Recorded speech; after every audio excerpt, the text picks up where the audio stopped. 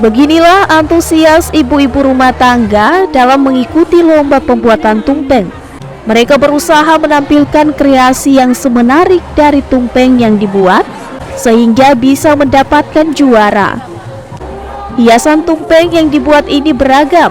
Ada mengusung tema dari masjid setempat, ada juga yang membuat tumpeng dengan nuansa kemerdekaan karena masih di bulan kemerdekaan.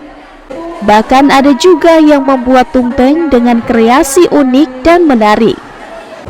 Kegiatan ini merupakan suatu upaya untuk meningkatkan kreativitas ibu rumah tangga, sehingga dapat membuat usaha yang berdampak pada peningkatan ekonomi keluarga.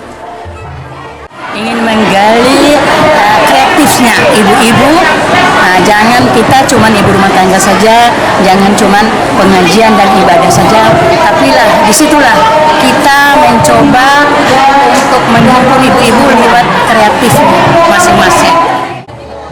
Dari hasil karya tangan, 30 tim dalam lomba tumpeng ini akan dilelang untuk disumbangkan pada pembangunan masjid di Kota Sorong, Papua Barat Daya.